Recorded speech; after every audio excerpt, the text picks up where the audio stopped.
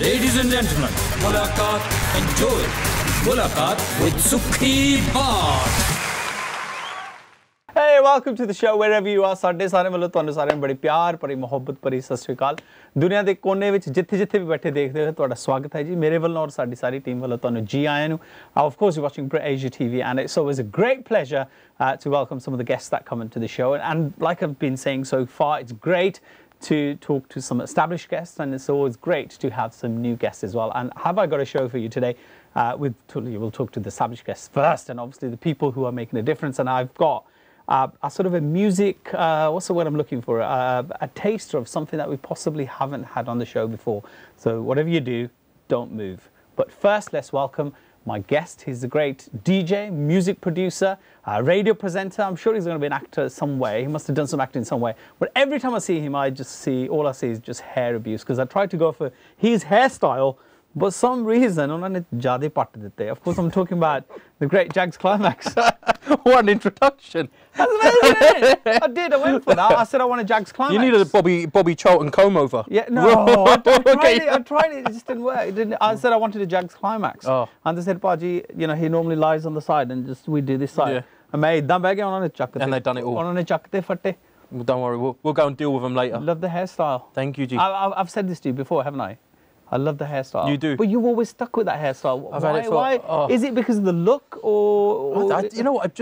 I'm just one of them guys that when it comes to my style, yeah, I'm not into change. I'll just keep it the way it is. You're not a Jazzy B of the bungalow. He kind of changes. He's too good. Hairstyle with every video, The guy's too stylish. We're not on that level just yet. Every look is. And is it as effortless as my hairstyle? Can you just get up and go? Unfortunately, not. Buddy. Oh, I was going to say. If only. Because it must grow, right? Yeah, it grows. But then you just, they let the hairdressers do what they do. What do you? That hurts, is that right? No. Because it's time consuming. Yeah. But I managed to catch up with my emails and all sorts while I was sitting there. So if anything, it's done me a favour having my hair like this. Yeah. Because it gives me that moment every week to just be who I want to be. Do you have to do it on a weekly basis? I'm quite a tidy kind of a guy, so I like it neat and tidy. Are you very OCD? Not on the verge of OCD, but I like to be prim and proper. Right. So if that hair kind of grows, you've got the razor out, and I'm ready. Ready for it. Absolutely ready for it. And do you ever let it out? Yeah, does it all come out curly? Comes and stuff out like nice. Could you maybe tweet a picture of Jags Klimax? I look like a lion. A lion's mane. Like, yeah, no. I'll send you one. Yeah.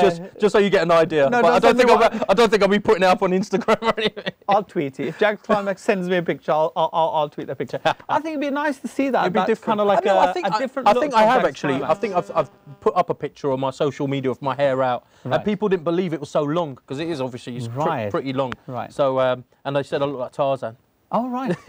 so if all else fails, I can go and live in the jungle. Right. So is it acting on the horizons in somewhere, Jags? Never. Yeah. People always ask if I'm going to sing. Right. And now if I'm going to act. Right. The singing only for the shower. Okay. And the acting, never. Only when you have to play with your niece and nephew and you've got to pretend you're a dinosaur or something. Apart from that, there's no acting going on. But I suppose in the world of videos these days, obviously your videos and all the videos, the singers, the producers, even the writers, videos, you have to go along with that, don't you? I think to be fair, when it comes to the videos, it's not something that many of us enjoy. Right. To be fair, it's not something, but it's such an integral part of your promotion when you release a song. Yeah. It's very important that you give it 110%. Yeah. And the guys from Ballistic who always do my music videos, Honey, you know them. You know, they always say since day one you've got better and better and better. So I'll just stay on the path that I am actually. But yeah, it's not something I enjoy doing, but it's something unfortunately you have to do. I mean, for a 3.5-minute video or maybe a 4-minute video. How long does it take? Give us a little bit of insight into the workings of the behind the scenes of a Jags Klimax video. It takes months of planning. Really? Yeah, initially. And scripting and storyboarding and making sure that you have something which is slightly different, possibly. Really? Yeah, of course. I just thought you'd turn up, put the song on. You've done videos yourself. How difficult is it? Oh, that was a very cold experience. Look at his face. Look at that. It's difficult. That's a very cold experience. And you could be there from like 5 in the morning till 5 in the morning.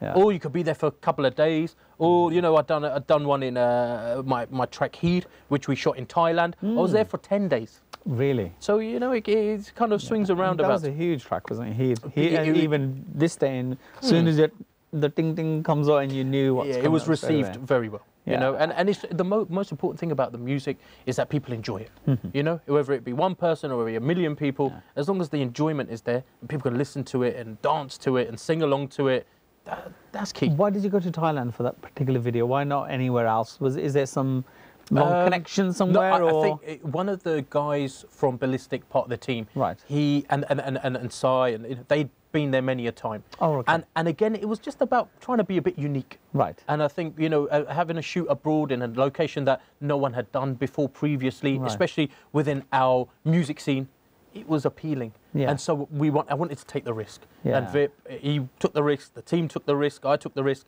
and it paid off. It looked very grunge-fied, very sort of, not mafia, but the Thailand. what's the Thailand? Their Thailand Triad. Triads, yeah. Had that Oriental triads. Mafia. Yeah, that it was a triad little look. bit. It was, but people liked it. You know, Yeah. they bought into it, and I've always tried to keep my videos like that. You know, a bit of spice to it, a bit entertaining to watch, as well as the music, entertaining to hear. Yeah. And that was key. And I've always tried to keep it on that level, and not just have a DJ set up in the background or Bhangra dancers with a white screen behind us, which is great, and it's awesome that people are trying within their means. Yeah. But if I can do that a little bit better, and Yeah. if I can use my imagination a little bit more, I will do. But I mean, you know, videos are so vital, so important, and like you said, you like to experiment with different ideas. Yeah, and always. Yeah. And different storyboards, but it's become so hard for new artists to come forward, Yeah. haven't it? Because Without a doubt. you know, you do a track and then you've run out of money and you got no money for the video. Then the rain falls and the wind and you're going to spend that money on the roof. On the roof.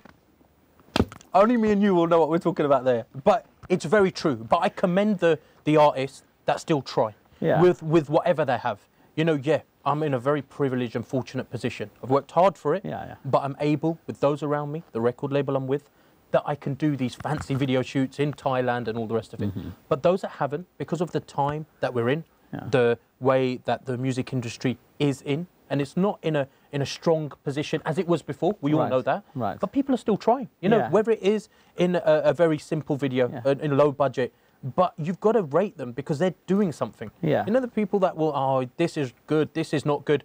Do something. The car. Show everyone. If you don't want to show people, then you've got no right really to say. You gotta go for it. You gotta try it yourself. Oh, always be a go-getter. Appreciate the hard work that other people and people do. I mean, you're on the DJ scene. Yeah, we were talking to how busy you are on the whole wedding scene. And you were saying the music's actually happening in the UK. Maybe sometimes people like me sit and think, actually, maybe it's not. But you were saying that this is it. This is where This is where I want to be. This is it. I wouldn't change it for the world. You know, you get lots of artists now obviously trying to break into different territories or different industries and scenes. Awesome. It's great. You know, when you know someone, like I've got a good friend of mine, he's a music producer in Birmingham. He's doing songs for Bollywood films. It puts a massive smile on my face because you can see the development from when they were obviously starting off to now doing songs for this actor and that. It's great.